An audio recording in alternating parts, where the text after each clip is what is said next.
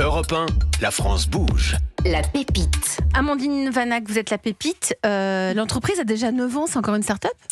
Oui, c'est vrai que ça fait déjà 9 ans. Ça 2017, passe vite. j'ai vu. Ouais. Après, il y a eu des périodes plus compliquées avec le Covid, mais oui, ça fait déjà un petit moment. Ouais. On l'a un peu résumé, mais je vous laisse pitcher pendant 1 minute. Puis ensuite, on vous posera les petites questions qu'il faut. Donc, Fleurivore, en 1 minute, Amandine. Globalement, donc nous, on est spécialisé dans les fleurs comestibles. Donc, on a créé le premier bouquet de fleurs qui est à la fois ornemental et comestible. Donc, du coup, c'est un bouquet de fleurs qui a un aspect assez classique, en fin de compte, d'un bouquet qu'on peut trouver partout. Sauf que tout est comestible à l'intérieur, donc les fleurs et aussi les feuillages. C'est accompagné de petites fiches recettes qui aident en fait les consommateurs à déguster les fleurs, parce que c'est vrai qu'on n'a pas trop l'habitude d'en déguster. Et on a aussi lancé une gamme 100% française et décorative de fleurs, parce que je ne sais pas si vous êtes un petit peu au fait, mais en gros, il y a 9 fleurs sur 10 qui viennent de l'étranger, alors qu'on a tout ce qu'il faut en France. Donc du coup, on met un point d'honneur à proposer de la fleur de saison et française. Merci Amandine Vanac, cofondatrice de Fleurivore. Yann Couvreur, vous mettez des fleurs parfois dans vos desserts, dans vos pâtisseries, dans vos plats peut-être salés ? Aujourd'hui non, parce que comme je dis, il y a toujours une forme de cohérence. Si le produit n'est pas à base de fleurs, je ne vais pas utiliser les fleurs ni en décoration, ni quoi que ce soit. Mais après, travailler sur une recette à base de fleurs, ça c'est autre chose. C'est autre chose. Erika Lenohan, Fleurivore, ça vous inspire quoi ? C'est beaucoup d'inspiration. En fait, on a presque les mêmes métiers, puisque chez vous êtes Daman la présidente de Daman Frères, voilà, donc thé français. On utilise, évidemment, on source les thés partout dans le monde, mais on source aussi les fleurs, en fait, les pétales de fleurs, parce que pour nous, les fleurs, ça fait partie de la beauté du produit. Alors, on ne met pas des fleurs partout, évidemment, mais on travaille beaucoup les fleurs de bleuet, on travaille les pétales de rose. Enfin, voilà, donc sauf que la différence, c'est que vous êtes dans les produits frais, alors que moi, c'est des pétales séchés. Mais donc, on a effectivement ce point commun, et donc forcément un point d'inspiration très fort, et en tout cas bravo pour l'idée, parce que j'ai regardé. Vous êtes les seuls, je crois. Vous êtes les seuls à proposer ces fleurs comestibles sous forme de bouquet, oui. Sous forme de bouquet. Vous êtes ce qui vous définit le plus, Amandine, c'est que vous êtes une femme de la nature. Ça vous a jamais quitté. Vous avez grandi dans la nature, enfin pas dans la ville, quoi, pas dans les grandes villes. J'ai grandi loin de Paris, c'est pas plus mal, je pense. Mais j'ai été initiée assez tôt en fait sur la cueillette plutôt de fruits au début. Fruits sauvages et aussi après du coup plantes et fleurs. Et du coup c'est un peu comme ça qu'est venue l'idée d'ailleurs de Fleurivore, c'est que en cueillant des choses en fait on fait des petites bottes et puis on les ramène chez nous, on les cuisine et petit à petit on s'est dit mais pourquoi pas en fait vraiment le proposer au grand public et faire des bouquets.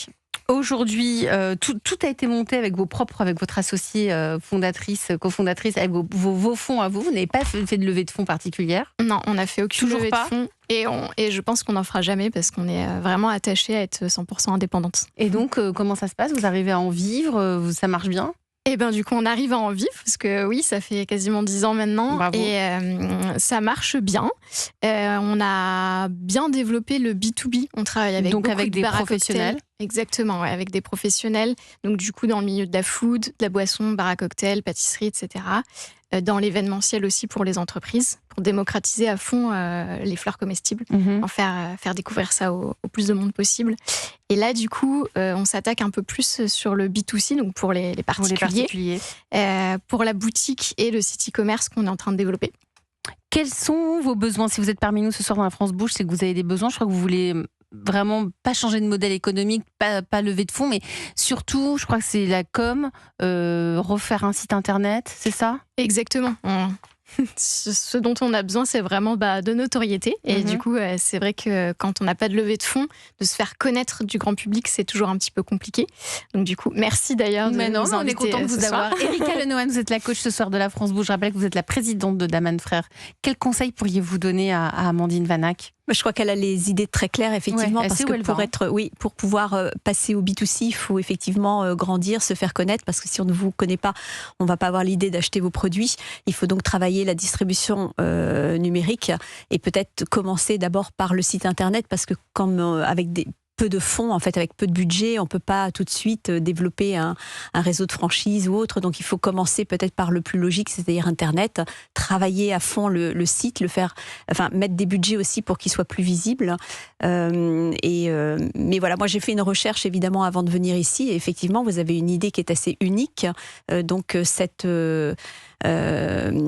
avez un pas d'avance. En tout cas, votre proposition, elle est unique, elle est spécifique et je pense que vous avez vraiment toutes vos chances, mais il faut que les gens le sachent. En fait, moi-même, je ne vous connaissais pas. On investit dans le numérique, dans la communication, ça c'est certain. Et pourquoi pas vendre aux particuliers en ligne?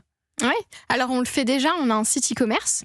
C'est juste que il faut le dépoussiérer un petit peu. Ouais, et puis il y a des gros acteurs de la fleur aussi en France qui prennent pas mal de parts de marché déjà, donc il faut réussir à s'imposer, quoi. Oui, mais ils n'ont pas votre offre, hein, puisque je suis allée chez vos concurrents et en fait je n'ai pas trouvé. J'ai bossé un peu. Il y en a un en particulier qui vraiment, je dirais pas qu'ils ont un monopole, mais enfin ils sont très connus et ils n'ont pas votre offre. Donc soit vous développez en parallèle, soit vous collaborer avec eux, mais je pense que votre développement en parallèle est certainement celui que vous préférez puisque vous voulez absolument être indépendante et ça c'est votre signature, donc il faut continuer là-dessus, mais vous avez vraiment de l'avance. Des fleurs comestibles avec Amandine Vanac de Fleurivore. La coach de ce soir, c'est Erika Lenohan, la présidente de Daman Frères. Yann, je crois que vous aviez une question pour Amandine. Je vous voyais regarder sur votre téléphone. Je crois que ça vous interpelle, Fleurivore, et ces fleurs qu'on mange ou qu'on ne mange pas. Évidemment, puisque de toute façon, je suis parfaitement impliqué dans cette émission et je voulais en savoir plus, donc j'ai été voir le site Fleurivore pour essayer de comprendre un peu comment se traduisaient un peu les recettes. C'est pour ça que j'ai posé mes questions un peu en off. Non, mais c'est très bien, on s'est un peu préparé pour vous, chers auditeurs.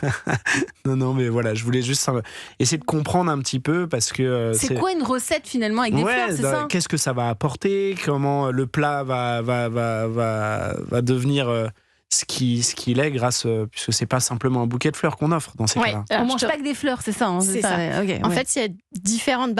Ça va être pas mal parce que du coup, pour Daman, c'est vrai qu'on peut utiliser les fleurs en séché, en infusion. Donc ça le contrat se fera après l'émission, hein, Erika. Ça, on continue après. Pour la pâtisserie, ça va plutôt être des fleurs ornementales, type des pensées, etc., qui vont venir vraiment embellir en fait les pièces qui sont déjà très belles, mais avec des fleurs c'est joli aussi. Et nous, ce qui nous intéresse aussi, c'est de proposer des fleurs avec du goût. Justement, c'est un produit qui n'est pas encore très démocratisé. Les seuls qu'on trouve, c'est vraiment les petites pensées, les bourrages. C'est un goût qui est assez neutre, alors qu'en fait on a une multitude de fleurs comestibles. La capucine, c'est un goût piquant. Il y a les orties, non? Moi, j'ai souvent vu des sortes d'orties. Ouais, les orties. Alors, on n'en met pas dans nos bouquets. D'accord. Mais elle est super bonne. Ça dépend ce qu'on veut ensuite avec la personne avec. Ça dépend du message. Ouais. Ma petite préférée, c'est la monarde. Elle a un goût de thym piquant. Donc du coup, c'est assez chouette parce que le piment, c'est pas quelque chose qu'on retrouve non plus en France facilement. Et là, c'est une fleur qui est très aromatique et très singulière et que personne connaît, malheureusement. Ce qui en ressort de tout ça, je crois, Erika et Yann, c'est que finalement, faire beaucoup de pédagogie autour de cette idée de fleurs comestibles. Il faut proposer, je pense, des recettes. Je ne sais pas si vous le faites sur votre site internet. Est-ce que vous nous aidez à nous expliquer comment faire pour utiliser les fleurs? Alors, on le fait un peu sur les réseaux sociaux. En revanche, pour les fiches recettes, c'est uniquement quand on achète le bouquet. mais oui, forcément, on drive un petit peu les gens parce que c'est quand même assez totalement méconnu. Hein. Oui, de piocher dans le bouquet, de les manger crus ou de les faire cuire, on ne sait même pas comment faire en fait. Donc c'est pour ça que les petites fiches sont là pour aider les consommateurs. C'est quoi le meilleur plat à manger avec des fleurs selon vous, hein? Tempura de fleurs de capucine, c'est vraiment bon. Ça supporte bien la cuisson. Et après, je les mélange à la tempura dans la pâte, ouais. Et du coup, la monarde en sirop, c'est excellent. Voilà. On va essayer, pourquoi pas. Yann Couvreur. Vous estimez aujourd'hui que vous êtes plutôt fleuriste ou plutôt épicière? C'est une grande question.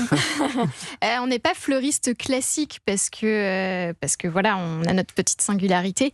Mais oui, c'est un nouveau style de bouquet de fleurs à offrir. On peut dire ça comme ça.